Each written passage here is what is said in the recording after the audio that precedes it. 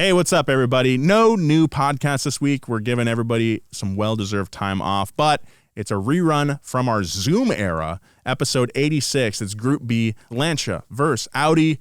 We decided to rerun this one because, one, it's a great story, but two, there's a movie coming out about this very story very soon. I'm excited to see it, but we thought, hey, if you saw those trailers on YouTube, you might be interested in the real story behind that movie. So without further ado, it's Group B, Lancia versus Audi.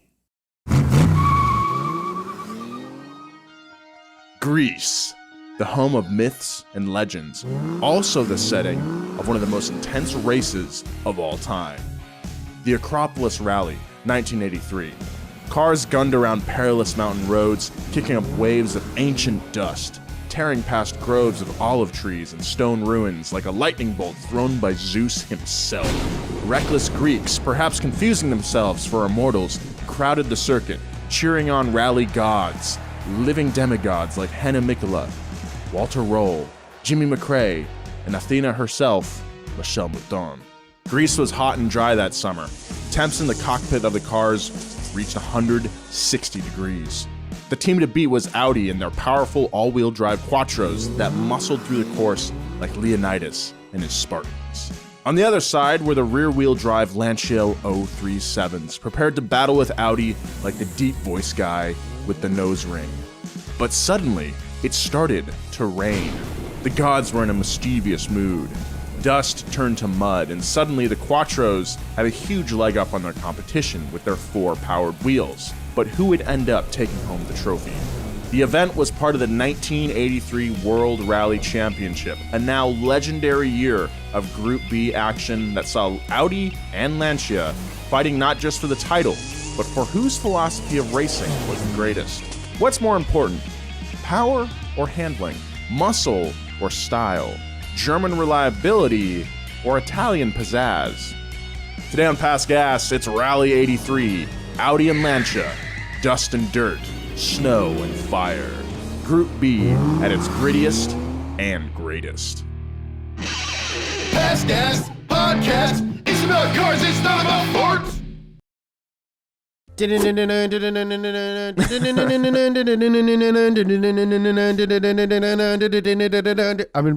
been really concentrating on beatboxing for the past year. Well, welcome to Past Gas, everyone. I'm your host, Nolan Sykes, joined as always by my co-hosts. We got James Sandstorm Pumphrey over there. Party people! Party people!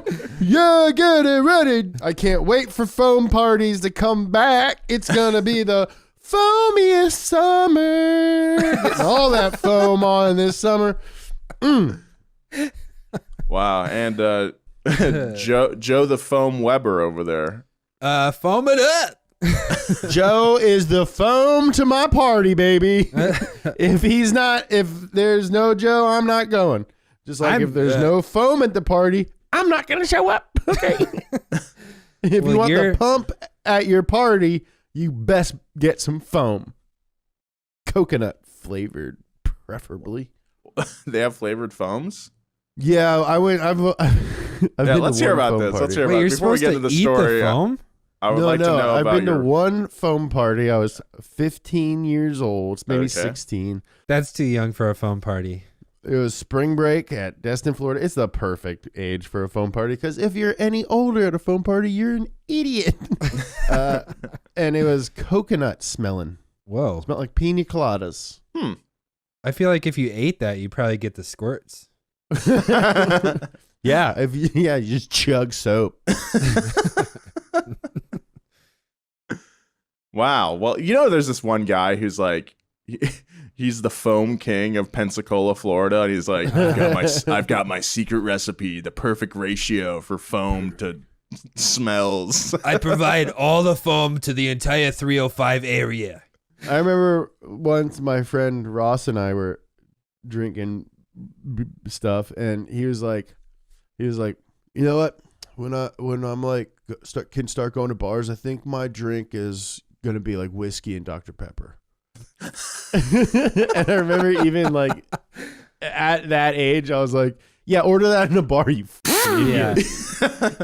Yeah, let me get a He's on whiskey. Broadway. He's a great guy. He's on Broadway. He's expecting a baby in June. Oh, So congratulations. shout out to Ross Lee Kites, one of my first car friends. We used to get in emotional fights about whose car was faster. Why didn't He you had just race? We did. And my car was faster until he got a tune. He had a Mark IV Jetta with a 1.8T, and I had a Mark III VR6 GTI. And out of the box, my car was faster, but then he got a chip, and then he was faster. And then I developed a chip on my old shoulder. All right. Well, anyway, today we're not talking about Broadway. We're talking about The Broadway of racing. yeah, Group that's B. right. Group B. We've talked about Michel Mouton before, so we've talked a little bit about Group B racing. You're going to hear a lot of names that you've heard in Yes. this podcast and on the Donut Media YouTube channel. We're talking Yes. about Walter Roll. We're talking about Michel Mouton. And just a heads up, we're gonna mispronounce every name Yeah. because it's a bit we do. It's not because we don't actually know how it's pronounced. We do know how it's pronounced. We just want to. Yeah, we do. It's not because we're like dumb guys without college. No, it's completely education. it's completely conscious. I think we have like 2 years of community college between us. Between the three of us. Yeah, I have a certificate that I call a diploma. The only diploma I have is from heart rehab. My dog has more college experience than I do. All right. Well, I guess on that note, let's get into it. Group B is often referred to as the golden age of rally racing.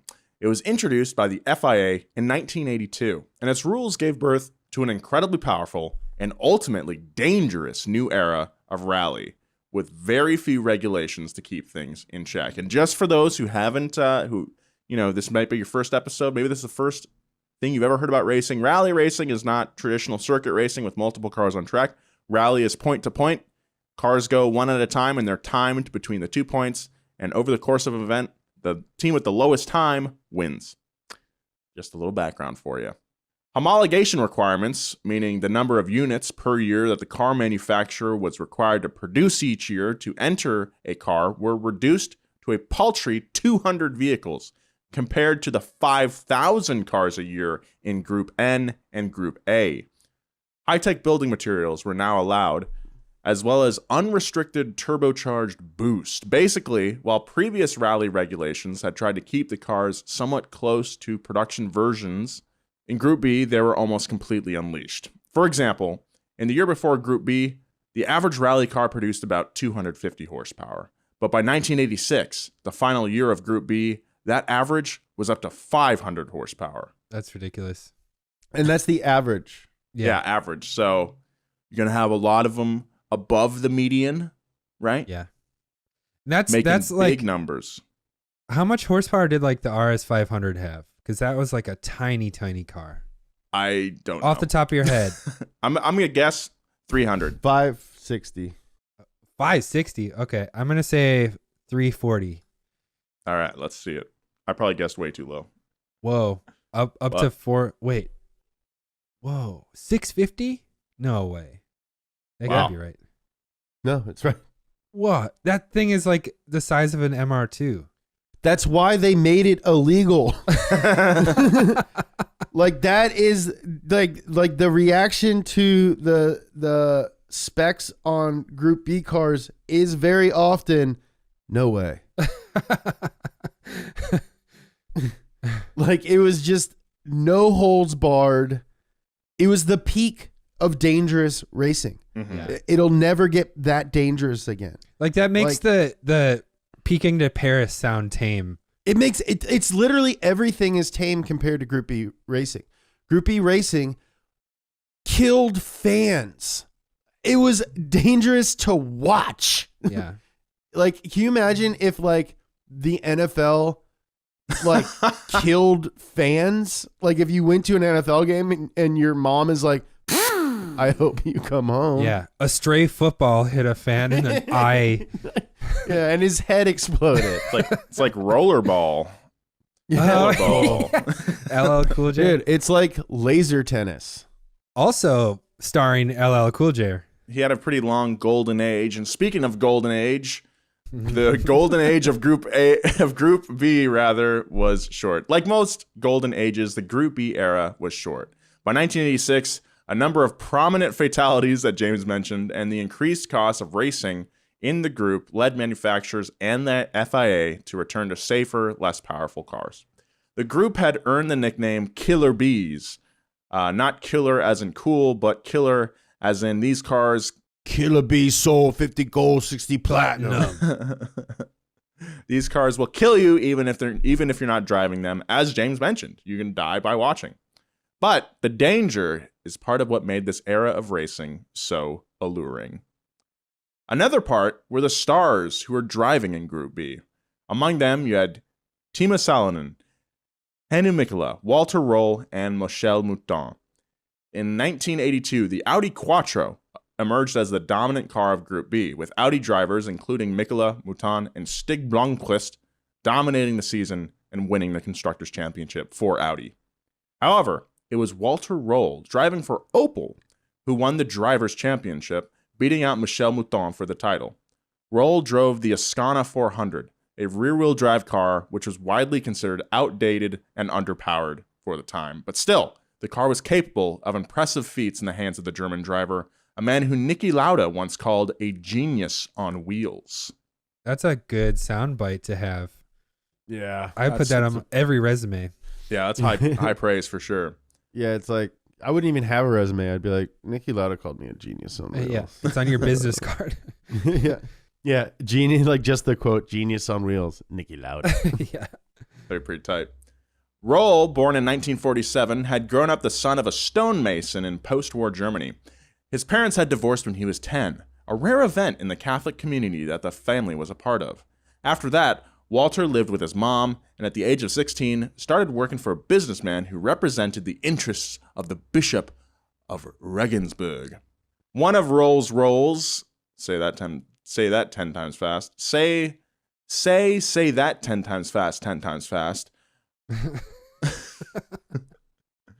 was one of Roll's roles was as a chauffeur for the businessman, giving young Walter extensive driving experience at a young age. In that era, it was a lucky and rare chance to get driving experience, especially for a young guy with a blue-collar background. Also giving Roll an edge was that he was a true athlete, in a time before professional drivers were expected to be athletes. He skied extensively, and was even part of an exclusive skiing club called the Schneeferscher, German for Schnee for sure, dude. Schnee for sure, dude. You schnee? Yeah, dude, I schnee for sure. That's German for snow explorers. And even though his contract stipulated that if he injured himself skiing, he'd lose his salary, Walter still skied throughout his career, earning a reputation for skiing as fast as he drove, which is another thing I'd put on my business card. That guy's skiing at 140 miles an hour. He was also into cycling, riding for thousands of miles a year alongside pros who had competed in the Tour de France. Safe to say that throughout all of his rally career, he was probably in better shape than any of his competition. Well, despite Walt's fitness, in 1983, his opponents had what seemed to be a distinct advantage. They sat behind the wheel of a fearsome rally machine, the Audi Quattro. The Quattro made its debut at the 1980 Geneva Motor Show. The concept was inspired by the development of the Volkswagen Iltis, German for polecat. Ooh. What's a polecat? That's a skunk, baby. Is it? Yep. Weird. It's a skunk. Polecat is a skunk. Yes, A sir. stinky skunk. Skunks have other attributes besides being stinky. It's a defense mechanism.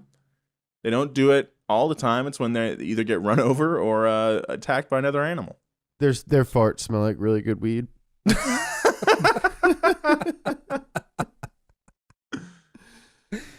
It was inspired by the German Iltis, German for polecat, the stinky skunk. It was a four-wheel drive, front-engine military vehicle that had been developed for the German army. The government had chosen the car over the more expensive Mercedes G-Wagon, and its versatility and practicality gave VW the idea to develop an Audi version for rally racing.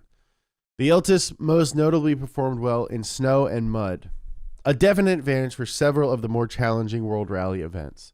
The Quattro sported a 2.1-liter inline-5 that sent power to all four wheels via a 6-speed transmission. I am hyped on 5-cylinder engines today, boys. I gotta say, my Golf is running. Nice. Did Head on I see it's at the dyno already? No. It will be soon. By the time that this podcast airs, it will be at the dyno and hopefully on a truck back to my house. I think you should fly to North Carolina and drive it back. I think I don't want to wear a mask for 12 hours. The Iltis, by the way, is kind of funky looking. I don't know if you guys have seen pictures of it. Whoa, it's like a Jeep.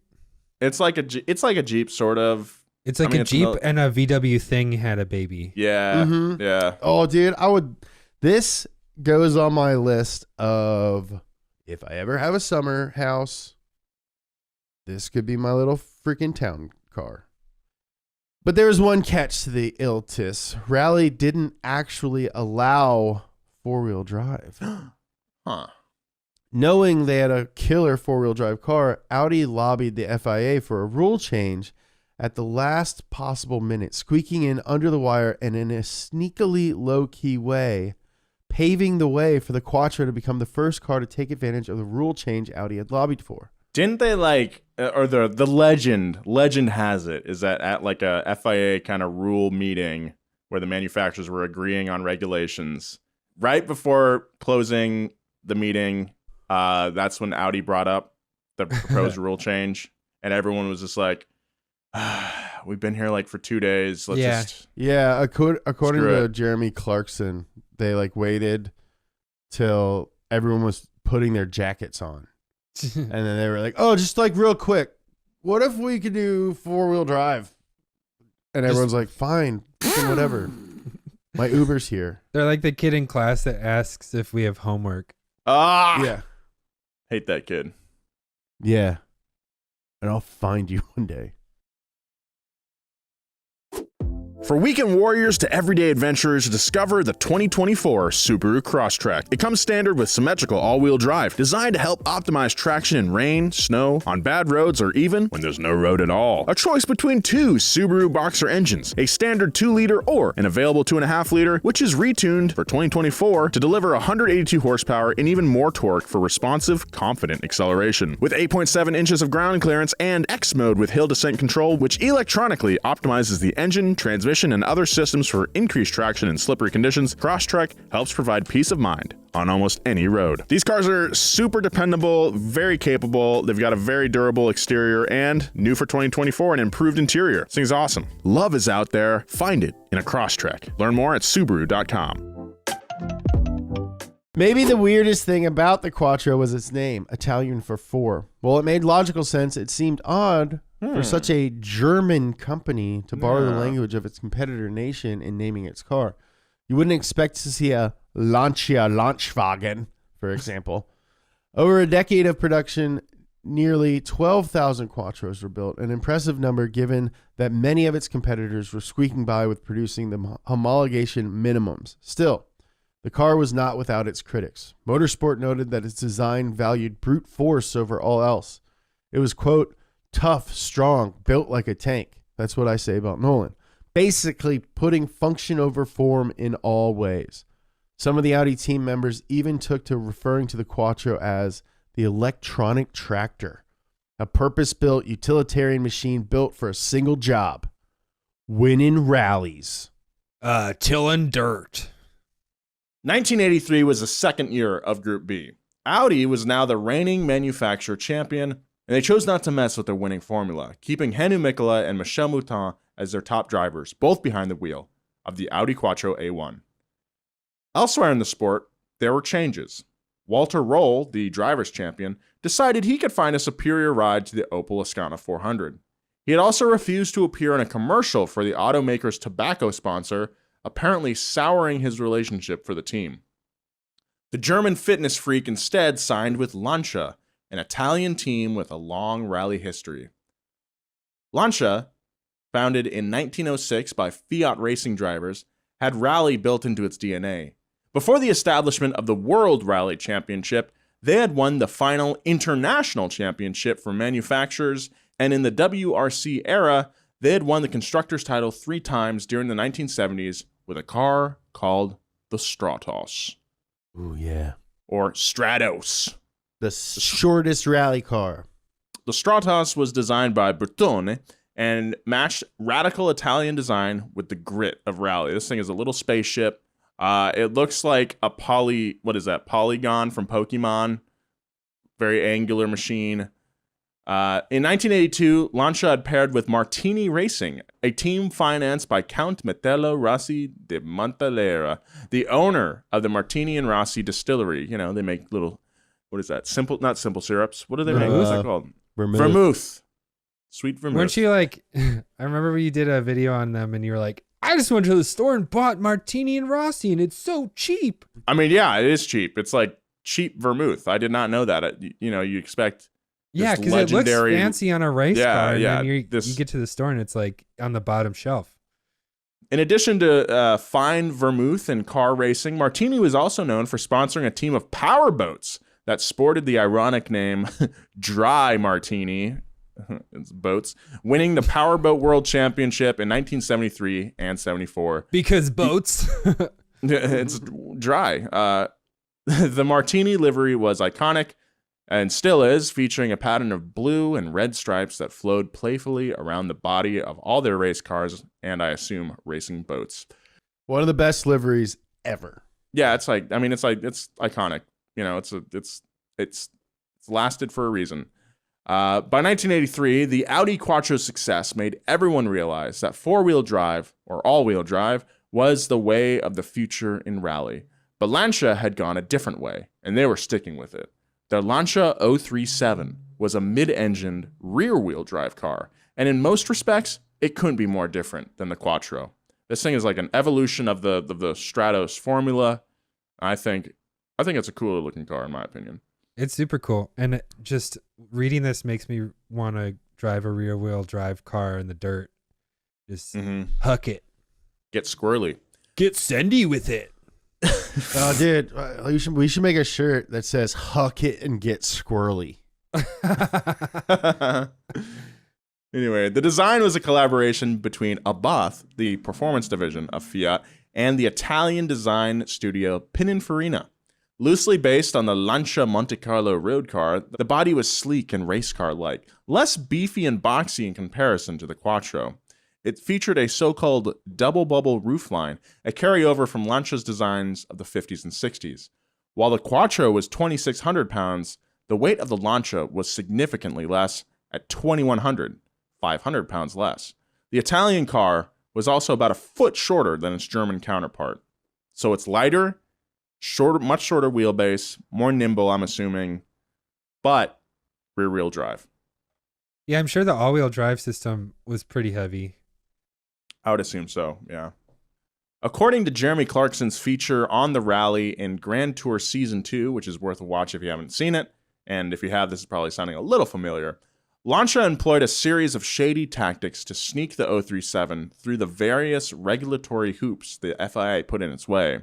This included trickery to get past the regulations on how many cars needed to be manufactured, basically driving cars from one site to another to get them counted twice. The cars also used suspiciously weak roll cages, helping with the weight of the car, but probably not honoring the spirit of the safety requirements. The cars were notorious for getting crushed like soda cans whenever they got in a crash, a big difference from the nearly indestructible rally cars built by many of its competitors. The fragility of the car had cost Lancia in 1982 when they struggled to match Audi and Opel's reliability. Between the Italian flashiness and the underhanded tactics, avowed Catholic and proud German Walter Röhrl was a hilarious choice to helm this team. He was also perhaps the most humble man to ever call himself a race car driver. He didn't even want to drive in all the races, although it would probably greatly help his chances of winning another driver's championship. But he didn't care to win the championship again. In Walter's words, quote, I want to be a normal man, not something special. If you're always in the newspaper and everywhere, you're never alone. People standing in front of your house, I don't like. Went from That's a great German to like, yeah. That's a sound clip of him. Yeah, we found it, isolated it. Licensed it legally, and are using it. As the season began, the director of motorsport for Lancia, an Italian by the name of Cesare Fiorio, worked to gain every advantage for his team.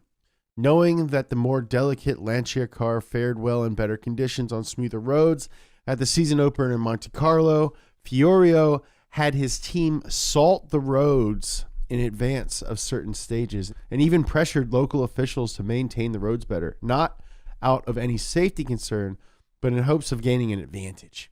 They also employed a unique strategy. Since portions of certain stages transitioned from rocky gravel to road, Lancia arranged for their support team to quickly change the Lancia's tires mid-stage, an innovation that technically didn't violate any rules and gave the team's drivers a distinct advantage. This guy in my head looks like Wario. Uh-huh. Like he's out just like sprinkling salt on the road. Like, Yeah.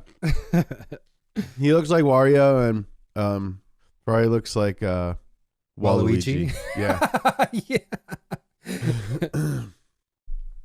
Walter Roll had won the event in 1981 in a front-engine rear-wheel drive Fiat, and again with his Opel Ascana in 1982. In 1983, he made it 3 years in a row with 3 different cars, winning the first race of the year for Lancia. Aiding Roll was the absence of snow at a typically wintry event, a stroke of luck for the Italians, whose other car, driven by Finnish racer Markku Allen, took second place in the event, forcing Audi's Stig Blomqvist to settle for a third-place finish. Lancia was off to a hot start in the cold weather opener of the season. But for the next race, in Sweden, where snowier weather was predicted, Lancia skipped the event, handing Hannu Mikkola of Audi the win. At the Rally de Portugal, crowds closed in on the roads, giving the event a hectic feel. Motorsports reporter at the rally could only shake his head, saying, quote, "The technical organization of the Portuguese rally is fine, but the manner in which the unruly crowds are allowed to run wild points to inexcusable negligence on the part of the organizers. Stop. We have spoken to them about this on many occasions. Stop. And the answers have never been more than a shrug of the shoulders. Stop. If they want a lesson in precision stage control, they should go to Finland to see how it's done there. Complete stop." This is 1983. It's not 1883. I'm looking at footage of this right now, and this is like the archetypal Group B footage. These guys are just right up next to the track. Just trying to touch the car. Hundreds of people, yeah. Like, I'm not joking. Like, people would try and slap the cars. My God. One time I was on the school bus when I was a kid, and I slapped a tree, and like it just hurt really bad. And immediately I was like, "Oh yeah, yeah, right." We're going 45. Lancia was expected to gain an early advantage in the paved section of the rally, and while they did, the Audi Quattros were close behind, closer than the Italians had expected. They were like, "Mamma mia, that car is way closer than I thought she would be." That was a quote. Worse for Lancia, 3 stages were canceled due to a strike of glass workers who blocked a river-spanning bridge and shortened the portion of the event where Lancia stood to gain an advantage. That's awesome. They made just a big glass like barrier. Yeah, it was 2 guys holding a big pane of glass, and they were like, "Whoa, whoa, whoa, whoa." Stig Blomqvist of Audi gained the lead, but his rear differential ceased, leaving him with only front-wheel drive. Ooh. Yeah. More like wrong-wheel drive, am I right? JK, I have a front-wheel drive car, and it's fun. He pitted, but the team lacked the spare part. His teammate Mikkola took the lead, with Walter Roll in second ahead of Michel Mouton. Roll had various setbacks, including losing his headlights at one point and finishing the last few miles of a stage with a flat tire. In the end, it was Mikkola in front, with Michel Mouton edging out Roll by less than a minute for the second place spot. It was now clear the season would be a duel between the German and Italian teams. At this point, it was Hannu Mikkola of Audi who led the field. The 41-year-old Finn had been rallying professionally for 20 years with 12 WRC event wins and dozens of podium finishes. Although he was highly consistent, he had never won the championship, and many saw the 1983 season as his last chance to do so. For the past 5 years in a row, he'd finished either second or third in the championship. And now he committed to a grueling schedule, all 12 of the year's WRC events, in a last-ditch attempt to win it all. He'd left a well-established Ford team in 1981 to take his chances in an unproven Audi, a decision that seemed to have paid off. The biggest challenge for Hannu was Walter Roll, a guy who didn't even seem that interested in being a champion. With the storyline for the season in place, the circus moved to Kenya for the Safari Rally. It was an event that, in the words of one reporter, had to be measured not in seconds, but in minutes. Where the Swedish rally was 290 miles long, the Safari Rally was 3,128, more than 10 times the distance. The epic length of the course understandably favored the more reliable Audi cars, to the point where, once again, Lancia simply chose not to compete. I think they can go much further at the Safari Rally because, like, the land is a little bit more flat. Of course, there are hazards and all that kind of stuff, but in comparison to some more technical courses, the hazard is probably not as high. It's more of like endurance than yes, technical ability. Yes. The next race was the Tour de Corse in France. The rally's nickname is the 10,000 Turns Rally, taking place on twisty mountain roads that are highly dangerous, but also completely paved. Lancia dominated, with Marku Allen and Walter Roll taking first and second, respectively.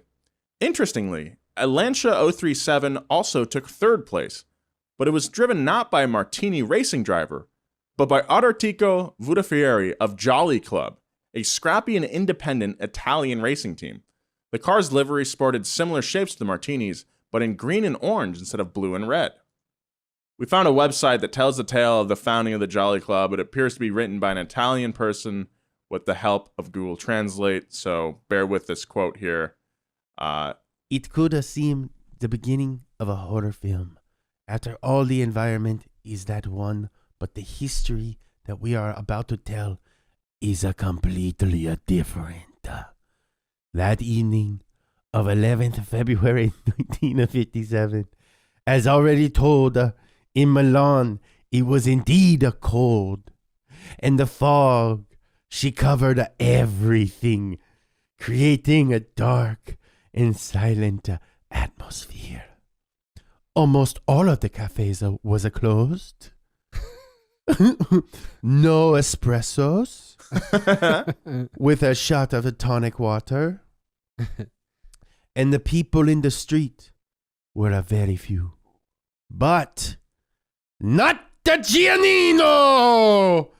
There was a big ferment of people there, and the owner that same evening had been informed by Mario Angelionini to reserve a table away from the confusion because they had to discuss a rather delicate matters. After the 8 p.m., the table companion arrived. A supper amongst friends, a glass of wine, 4 chatters, a signature on a contract, and a handshake, and a boom. She goes. The foundations of the future Jolly Club team, she had been laid. A race team constituted by 18 friends whose rules, most of all, was based on passion, loyalty, friendship, and amusement, all managed with a true professionalism. The Jolly Club rally team only very, very good, James. Subtle. The Jolly Club only lasted for a few years in the 80s, but after that description, consider us fans. So they're just like So that was all to say that they ate spaghetti and signed a contract. yeah. Hey man, flowery language, very good. As far as Audi versus Lancia went, it was the Italians who now led the Manufacturers' Cup by a 2-point margin. And with that, the series reached Greece in the Acropolis Rally, where Michel Mouton had won in 1982 and was considered the favorite going into it. But it was there that the season started to take a strange turn. The Audi Quattro, whose strength was supposed to be its reliability, started to fail. Mikola was in the lead, but then the lid of his trunk broke. This led to his oil cooler getting disconnected. The Audi support team was in disarray and apparently couldn't help. Eventually, the car broke down completely, forcing Mikola and his co-driver to walk the last 5 miles of the stage. Oof. Ouch. Walter Roll's supposedly delicate Lancia went the distance, giving him another victory and a lead in the Drivers' Championship over Mikola. As a motorsport article from 1984 put it, quote, If nothing else, the 1983 World Rally Championship helped disprove 2 myths. Stop. The first, that Germans are without exception coldly and clinically efficient. Stop. The second, that Italians are always in turmoil, always having a crisis. Stop.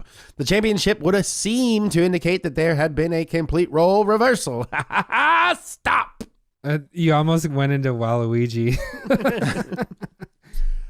While the World Rally Championship was a series that consisted of 12 events, only 10 of those events counted towards the manufacturer's championship. Racing is so dumb. There's just so many arbitrary rules. Yeah, it's just like, it's the coolest thing. It's the coolest thing, but every form of racing has too many confusing rules that like require you to be an expert. Like you have to study so much. Like you can watch basketball and be like, oh, those guys are trying to get that into there. Tight. I can watch that. Football. Those guys are trying to get over there. Baseball. That guy's trying to get around. Cool. Oh, they want more guys to get around? Nice. But then there's like little things within that you can be like a super huge fan. Yeah. But like racing isn't even like, oh, that guy's first. I guess it is. I don't know. The points are dumb. The fact that there are points are dumb. 2 events, Sweden and Côte d'Ivoire, or Ivory Coast, only counted for the Drivers' Championship. Lancia declined to compete in both of these events, as well as the Safari Rally in Kenya, giving Hannu Mikkola a significant advantage in the Drivers' Championship. In a season where Audi and Lancia drivers occupied a stunning 30 of the 36 total podium spots, the other teams were hardly even a factor. So, while by the end of the season, Hannu Mikkola was pulling away in points and appeared poised to clinch the Drivers' Championship, Lancia's surprising wins in Monte Carlo and Greece had kept them in the race for the Manufacturers' Championship. The next race was in New Zealand, and it was there that Audi's luck went from bad to worse. Michel Mouton had been shut out of a win thus far in the season. It was clear that Audi's car was not the reliable beast it had been in 1982. When Michel Mouton said that the car gave you so much confidence you thought you could fly. In Greece, only one of the Quattros had even finished the event. What was clear in New Zealand was that when the Audi car was functioning, it was the fastest car. But once again, the car proved unreliable. The engine of the car Michelle was piloting failed, costing her not only her first win of the season, but completely shutting Audi out of scoring even a single point in New Zealand. Meanwhile, Walter Roll won his 3rd event, once again lagging behind in his Lancia until Audi's own mistakes cost them the win. At the next 2 races, Hannu Mikkola finally found his stride, winning in Argentina and Finland, putting himself within spitting distance of the Drivers' Championship he had dreamed of for decades. Walter Roll, for his part, wouldn't even go to Finland because he didn't like the course's notorious jumps. I don't like the jumps. In his words, quote, if I wanted to fly, I would have been a pilot. Ooh, roasted. Yeah. Finland just got roasted. Finland just got rolled. For her part, Michel Mouton was doing more swimming than flying. The Finland event was called the 1000 Lakes Rally, and when her Quattro caught fire mid-race, she put the blaze out by intentionally driving her car into one of the lakes. Hell yeah, Oh, man. dude. Dude, That's she's cool. cool. She's cool as hell. I want to arm wrestle Michel Mouton. Like, I wish like Michel Mouton was like my parents' friend, Yeah. and like her and her husband and her like navigator would like we'd go to a cabin every year, like on vacation every year. Like she's like my vacation aunt. And like we started arm wrestling when I was like a little child, and she would just like crush me. And then when I was like 14, I beat her for the first time. And then I eventually it would go from like, you know, when I was a kid, she'd let me beat her. And then when I was an adult and she was like an older lady, I would joke and let her beat me. That's what I wish my relationship with Michelle Mouton was. You've thought about this before, it seems like. Yeah, I really wish Michelle Mouton was like an aunt figure in my life. Yes. Like the cool aunt that gives you like a knife for Christmas. Yeah, she gives me Christmas presents. We don't talk a lot. Obviously, we see each other every summer, but always a Christmas gift, and it's always a gift that like my mom is like, Michelle, what? Yeah, and she would like, you know, give me a sip of her wine because she drinks wine because she's French. Mm-hmm. Yeah, it sounds like a great fantasy. It would have been great. Well, anyway, the World Rally Championship now reached San Remo in Italy, the second to last race to count towards the Manufacturers' Championship before the RAC Rally in Great Britain, the traditional season-ending event. The race, which spanned from the French border to the coast of Tuscany, was a mix of paved and dirt track. Just like in previous races, the paved section, which came earlier, gave Lancia drivers a distinct advantage. Once again, the Audis were plagued by mysterious failure, including yet another fire under the hood of Hanna Mikkola's car. The heck? Although Audi caught up a bit in the dirt, it wasn't enough, and Lancia captured all 3 podium positions. The dominant result meant that Lancia had sealed the Manufacturers' Championship. The scrappy Italian team had not just beaten the Germans, they had dominated, winning despite not even entering the Safari Rally earlier in the season. Somehow the roles had reversed, and Audi had turned out to have less reliable cars. Lancia declined to even enter the cars in the RAC Rally, which did give Audi a major consolation prize. Hannu Mikkola won the Drivers' Championship handily, but Walter Röhrl had only competed in half of the season's events. The Lancia 037's dominance was the end of an era in rally. No two-wheel drive car would ever win a rally championship again. Although Audi and all-wheel drive had lost the battle, they would win the war. In 1984, Walter Röhrl joined Audi alongside Hannu Mikkola, Stig Blomqvist, and Michelle Mouton, and the super team dominated the field, easily winning the Manufacturers' Championship. Hannu Mikkola died in February of this year at the age of 78. Walter Röhrl is still alive, with a position at Porsche as a senior test driver for their road cars. That's fun. The famously selective and non-competitive champion still drives fast, just not on dirt. A cool footnote is that Röhrl and Mikkola were both inducted into the Rally Hall of Fame the same year, 2011. Class of 2011, you know what I'm saying? That's me. Although Lancia is still around as a company, they haven't competed in the World Rally Championship since 1992. They make one car and it's super weird. Yeah, it's very what's bizarre. it called? Isn't it called like the asterisk? Ypsilon. Ypsilon. The asterisk. yeah. The asterisks. It's called Page Break. Despite the long absence, however, they still have more Manufacturers' Championship titles than any other car maker. Audi, similarly, has not competed in WRC for many years, but for both companies, their rally heritage is clearly a great source of pride. I mean, that's like the whole thing of Audi is like all-wheel drive, right? Mm-hmm. That's kind of like their thing, right? Yeah. Yeah, it's called Quattro. Read a book. Quattro. Casey, my girlfriend, has a Q3 with Quattro. Mm-hmm. And when we started dating, I was like, yeah, your car has all-wheel drive. And she's like, really? And I'm like, yeah, that's what Quattro means. And she's like, oh, I thought that was speakers. I was like, yeah, they often advertise the speakers on the back of the car. Yeah. What Audi and Lancia's year of rivalry underscores is that our preconceived notions about the culture of certain car brands or that of specific nationalities is just that, notions and not fact. In this story, the Italians turned out to be the reliable ones. The Germans were a mess. And Walter Röhrl, the reigning champion of rally, didn't even really want to win again. He didn't want people standing on his lawn. And who could blame him? Yeah, I hate when people stand on my lawn. Yeah, get off my lawn. Yeah. So anyway, that's the story of 1983 in the WRC. And you've been listening to PG, that's Past Gas, the show that asks questions that you want answered. This is a fun story, a really, really great season in an awesome sport. Yeah, since we started this podcast, we've gotten nonstop comments about how we got to do a story on the 037. And this is a good intro to that.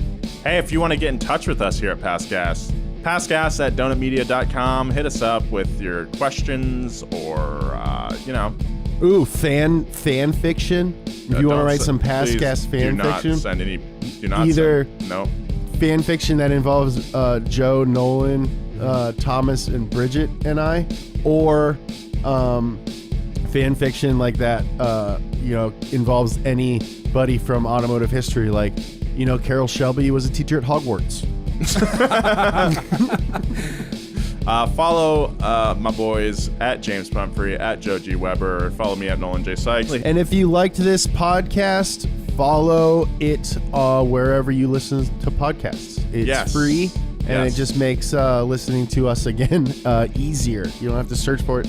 You can even turn on notifications so you get a little text. Is it Monday already? All right, well, thank you so much for listening. Be kind. Rewind. I love you. And keep it juiced. See you next time.